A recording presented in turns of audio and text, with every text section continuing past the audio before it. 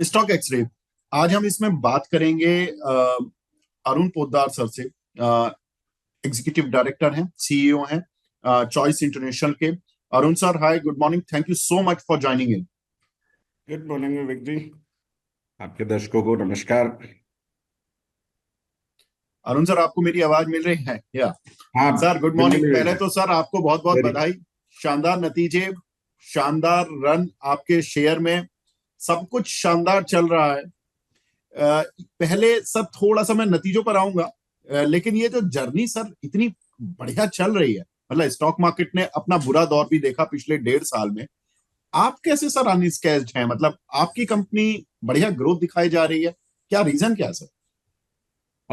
विवेक जी नमस्कार। सबसे पहले आपके दर्शकों को नमस्कार। विवेक जी, जो रीजन जो जैसे आपने कहा कि क्यों एक टफ पीरियड में भी रिजल्ट्स अच्छे रहे। सो उसमें हम्म। मेरा जो एक व्यू है कि जो फाउंडेशन बना एज ए ग्रुप वो बहुत स्ट्रांग फाउंडेशन बना।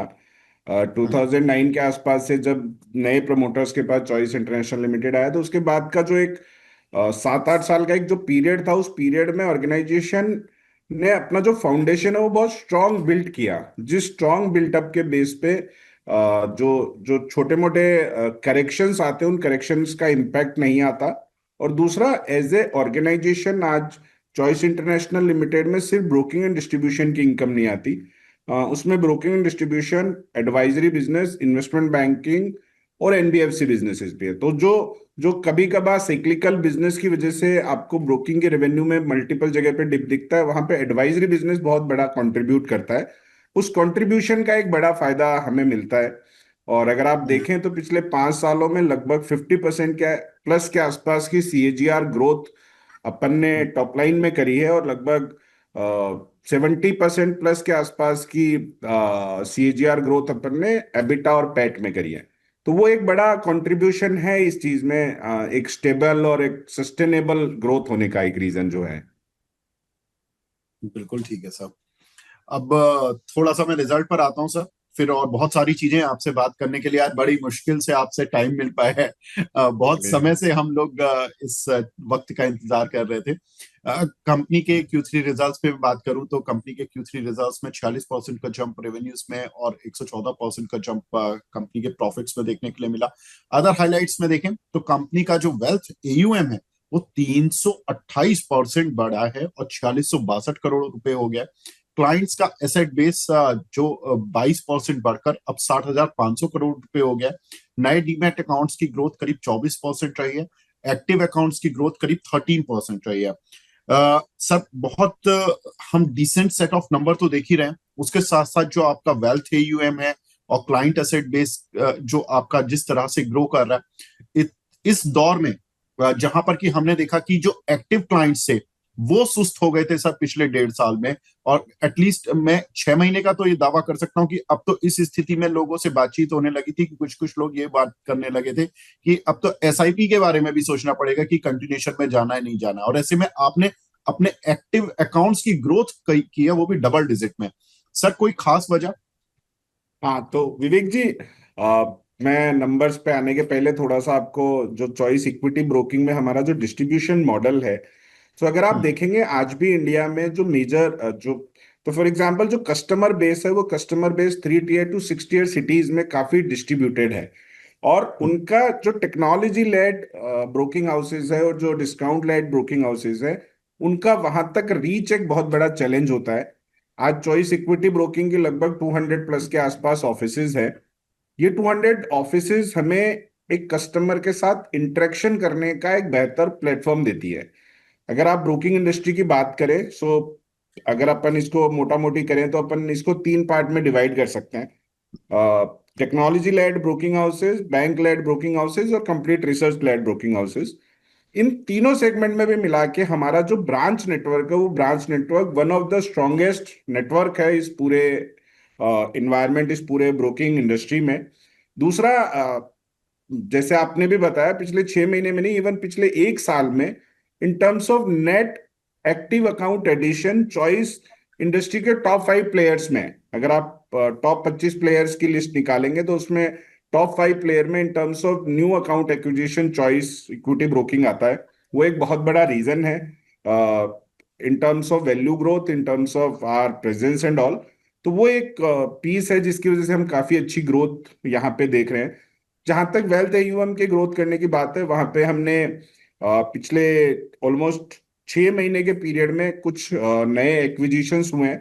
सो एक अरेट कैपिटल था जिसके वेल्थ एचएनआई और अल्ट्रा एचएनआई के इसमें डिसेंट वेल्थ डिस्ट्रीब्यूशन का बिजनेस था, उसको अपन ने टेक ओवर किया है। और पिछले क्वार्टर में अपन ने ग्लोरी और फिंटू करके दो डिस्ट्रीब्यूटर्स हैं, उनको अपन ने टेक हम्म ओवर किया है। तो इनऑर्गेनिकली भी चॉइस में इन सबका एक बड़ा कंट्रीब्यूशन है। अगर आप जैसे अपन एयूएम का ग्रोथ अगर अपन देखेंगे वाई ओ वाई बेसिस पे, तो it almost hmm 3 times compare to hmm previous year जो नंबर्स थे। तो वहां पे अपन एक बड़ी ग्रोथ और बड़ी जंप देख रहे हैं। तो in a broking and distribution space there is a contribution from each and every activity in terms of our equity, direct equity business also, in terms of wealth distribution also, and in terms of insurance business also, insurance broking business also। तो ये एक बड़ा contributor रहा इस पूरे piece में।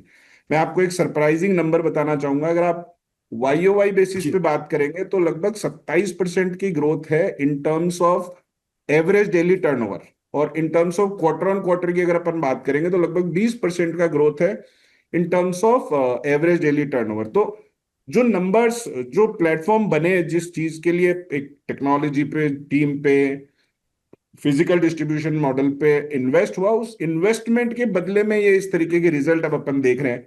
और हम काफी होपफुल हैं कि ये नंबर्स आगे भी अपन इसी सस्टेनेबल ग्रोथ के साथ मेंटेन करेंगे। बिल्कुल ठीक है। तो सस्टेनेबल ग्रोथ के साथ मेंटेन करेंगे, और यही चीज सर चाहिए मार्केट को, क्योंकि मार्केट यही सुनना चाहता है कि मैनेजमेंट इतनी बड़ी ग्रोथ दिखाने के साथ साथ अगर उस गाइडेंस को भी और पॉजिटिवली मेंटेन रखता है तो ये मार्केट को सबसे ज्यादा पसंद आता है। और हमने देखा कि मार्केट जिस तरह से आपने डबल डिजिट को कभी छोड़ा ही नहीं, पिछले मैं कई क्वार्टर से आपके रिजल्ट्स देख रहा था, और आपके स्टॉक परफॉर्मेंस तो बिल्कुल multi bagger one of the best stock in India में रहा है पिछले, अगर मैं 2 साल की बात करूं specially in the broking industry, तो I have not seen any kind of stock जिसने कि उतने अच्छे रिटर्न्स दिए हों। तो ये तो एक काबिल तारीफ चीज है ही सर। लेकिन एक चीज और सर, जो मैं आपके रिजल्ट्स के साथ साथ देख रहा था कि वेल्थ मैनेजमेंट बिजनेस, इसको भी आप बहुत तेजी से ग्रो कर रहे हैं। और हमने देखा था कि रिसेंट पास्ट में फॉर एग्जांपल हमने इडलवाइज को देखा, उन्होंने अपना वेल्थ बिजनेस बड़ा करके उसको एक अलग लिस्ट कराया। आनंद राठी ने जो ग्रुप है उन्होंने आनंद राठी वेल्थ लिस्ट कराया।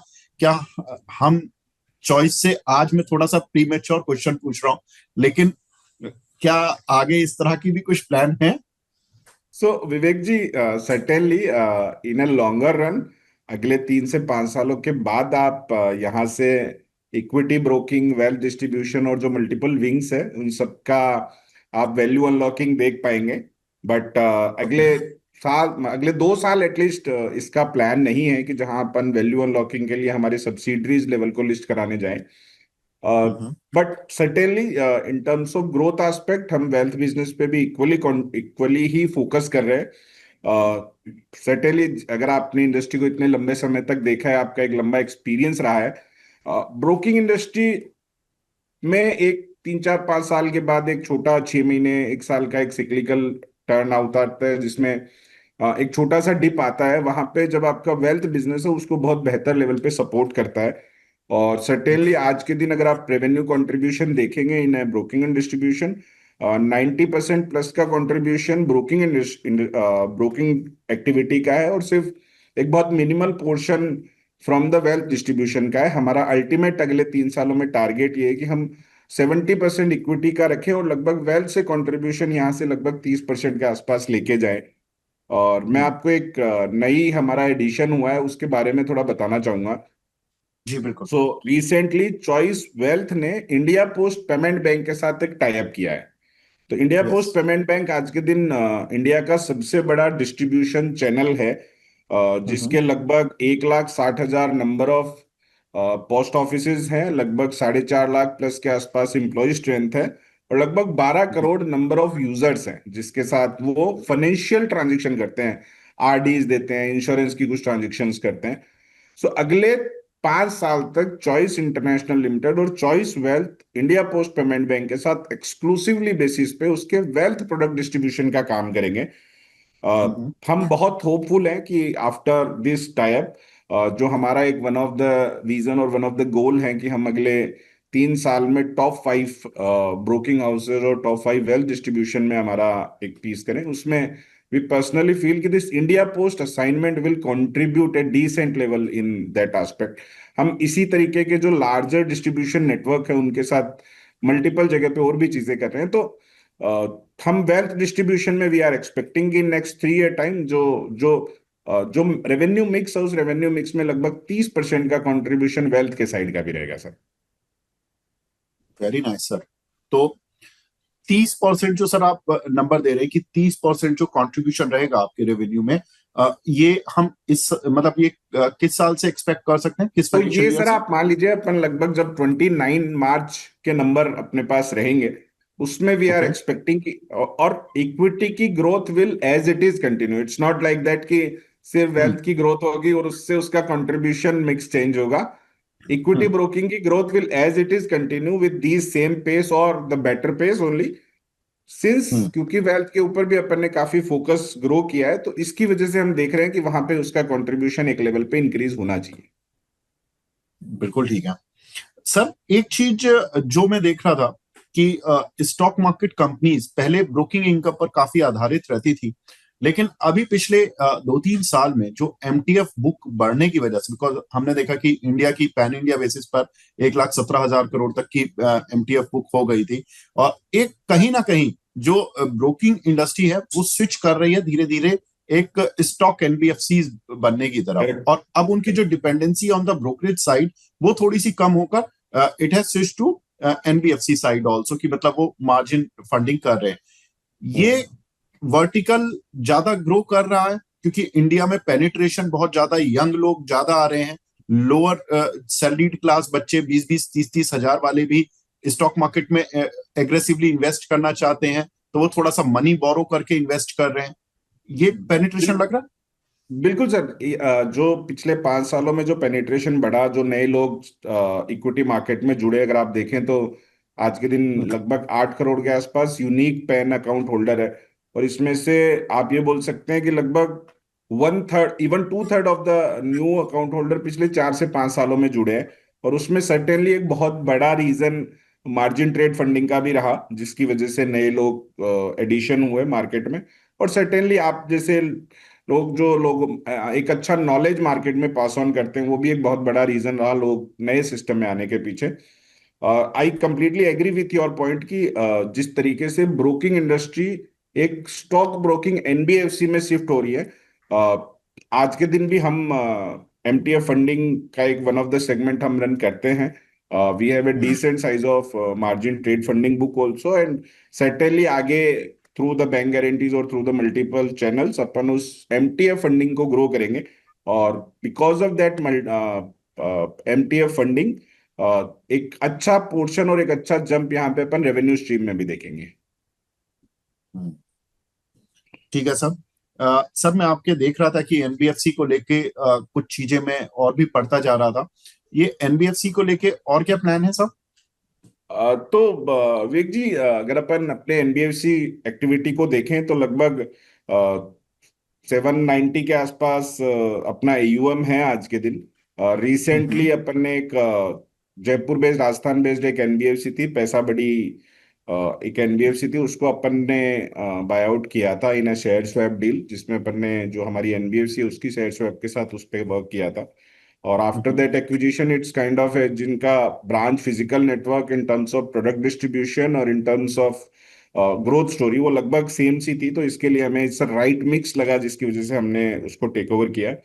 After that take over it's almost, पहले हमारा एयूएम लगभग 400 के आसपास था, नाउ इट्स ऑलमोस्ट 800 करोड़ के आसपास का एयूएम है।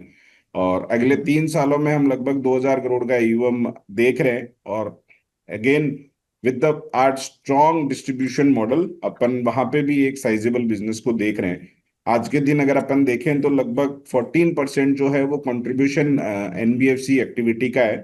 तो this this percentage will continue in a growth trajectory also. ठीक है sir. One last question sir. जिस तरह आपने वैसे ग्रोथ तो बताया कि डबल डिजिट चलेगा, और ये फाइनेंशियल ईयर तो अब डबल डिजिट में आ ही चुका है। ऑफ कोर्स अब Q4 में ट्रेड डील भी हो गई है, तो उसका भी एक इम्पैक्ट रहेगा।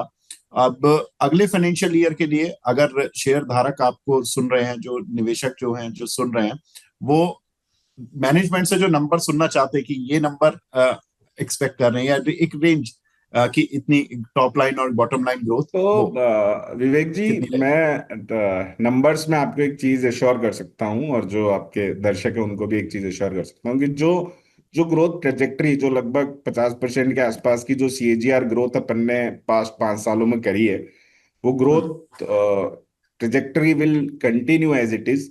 क्योंकि वी स्टिल हम्म। फील कि ये इट्स नॉट आवर टॉप। अभी तो हम स्टिल एक जर्नी में ही है, और इस जर्नी में अगले 3 से 5 सालों में हम सेम ग्रोथ स्पीड को मेंटेन करें, सेम ग्रोथ ट्रेजेक्टरी को मेंटेन करें, उस पे वर्क कर रहे हैं। And we are very much hopeful कि अपन ये नंबर्स विल अचीव बहुत कंफर्टेबली। प्लस मैं आपको एक और चीज बताना चाहूंगा। चॉइस इंटरनेशनल लिमिटेड में एक एडवाइजरी बिजनेस और है, जिसके हम्म। नंबर क्लब होते हैं आज के दिन। लगभग 28% ऑफ द जो रेवेन्यू है वो एडवाइजरी बिजनेस से हम्म। आता है। और ये जो एडवाइजरी बिजनेस है ना, ये किसी भी दूसरे कोर फाइनेंशियल इंस्टीट्यूशन में एक एडिशनल एड ऑन है, और एक यूनिक यूनिक यूनिक पीस है जो हमें किसी और से थोड़ा सा डिफरेंशिएट करता है। तो हम हम्म। गवर्नमेंट्स को सर्विसेज देते हैं। सो हम हम्म। गवर्नमेंट्स के लिए डीपीआर बनाते हैं, हम गवर्नमेंट को पीएमसी की सर्विसेज देते हैं, हम गवर्नमेंट के इंफ्रास्ट्रक्चर प्रोजेक्ट को इम्प्लीमेंटेशन में हेल्प देते हैं, हम गवर्नमेंट को फंड रेजिंग एक्टिविटी में असिस्ट करते हैं। आज के दिन ओके। लगभग 700 800 करोड़ रुपए के आसपास की अपनी ओपन कंसल्टिंग ऑर्डर बुक है। तो हम्म। वो एक बहुत बड़ा चंक है जो हमें आगे ग्रोथ में बहुत पार्टिसिपेटिव रहेगा। आज के दिन हम्म। जिस तरीके से honourable prime minister sir Indian consulting फर्मों को प्रमोट कर रहे हैं, जिस तरीके से वो एक देसी बिग फोर और इंडियन बिग फोर बनाने का टारगेट लेके चल रहे हैं, उसमें Choice International group as a Choice consultancy service अपनी जो एक वन ऑफ द सब्सिडरी है, it's very much rightly placed in terms of technology, in terms of credential, in terms of knowledge power house. So hmm. अगर हम उस वाले piece को भी एक डिसेंट लेवल पे देखें, तो हम वहां पे भी एक बहुत बड़ा ग्रोथ स्टोरी देख रहे हैं। Over hmm. And above in advisory, investment banking एक वन ऑफ द एक्टिविटी है। As hmm. ऑन डेट अपने पास लगभग 40 साइंड मैंडेट्स हैं, और लगभग हम्म। 9,500 10,000 करोड़ की फंड रेजिंग के असाइनमेंट्स अपन ऑलरेडी कर रहे हैं। So hmm. Advisory business also will contribute decently in our next 3 to 5 years journey growth plan.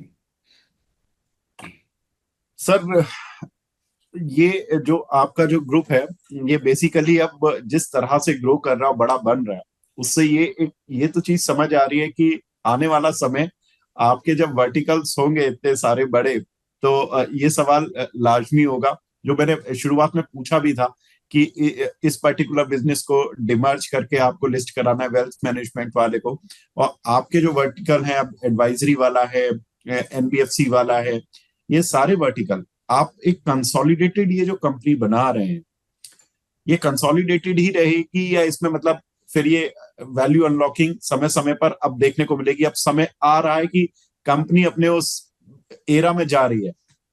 Certainly, विवेक जी, वो समय आ रहा है, but again it's little early to say this कि अपन उस जर्नी की बात करें। बट हाँ, मैं आपको ये एश्योरेंस या इस तरीके से हमारी एक विजिबिलिटी है, हमारा जो ग्रोथ प्लान है, उस ग्रोथ प्लान में अपन March 29 के नंबर्स के बाद ये जो वैल्यू अनलॉकिंग प्रोसेस है, इस वैल्यू अनलॉकिंग प्रोसेस को सर्टेनली स्टार्ट करेंगे। बिल्कुल। सर, एक बस मैं आपको बधाई इस चीज की भी देना चाहता हूं कि जब आपने अभी ईटीएफ गोल्ड ईटीएफ लॉन्च किया था, तो रिस्पॉन्स भी बड़ा अच्छा मिला और गोल्ड के प्राइस तो बड़े ही अच्छे मिल गए। तो मतलब हाँ ये हाँ, एक आप लकी लकी टाइम कह सकते हैं कि टाइमिंग इतनी अच्छी थी कि गोल्ड ईटीएफ लॉन्च किया आपने और भाग गया सो वो गोल्ड। हम वैसे एज ए बहुत ही स्पिरिचुअली ऑर्गेनाइजेशन, और हम ये मानते हैं कि जब कुछ भी नई शुरुआत होती है, उस शुरुआत में हमारे ऊपर एक भगवान का आशीर्वाद हमेशा से ही रहता है। अगर आप देखें तो जब हमने गोल्ड ईटीएफ लॉन्च किया था, तब ओवरऑल मार्केट में गोल्ड के शॉर्ट थे। तब हमें भी एक थोड़ा सा ऐसे ड्यूअल माइंड था कि weather it is a right call और not. But with the everyone's performance, team के एफर्ट्स के साथ आज के दिन विवेक जी, मैं आपको एक बहुत बड़ा इंटरेस्टिंग फैक्ट बताना चाहूंगा कि जब अपन ने अपना गोल्ड का एनएफओ लॉन्च किया था, उस हम्म। समय we are in the top two ever जिसने 28,000 प्लस फोलियोज में गोल्ड ईटीएफ लेके आया, और हम्म। लगभग 56 करोड़ रुपए का अपना एयूएम उस टाइम अपन ने क्लोज किया था। वो हम्म। गोल्ड ईटीएफ के केस में it's one of the highest number we can say. और हम्म। सर्टेनली अगर आप देखें तो अपन लगभग 109 110 रुपए में अपन ने यूनिट अलॉट किए थे, और now it's almost 130 plus, so there is a decent return also in in hardly just 3 month time. तो वो भी एक बड़ा पीस है। अगले 3 से 6 महीनों में अपन इक्विटी और निफ्टी बेस्ड प्रोडक्ट भी लॉन्च करने का टारगेट कर रहे हैं, तो वहां पे भी वी ओके। आर टारगेटिंग अपन एक अच्छा मार्केट शेयर कैप्चर कर सके।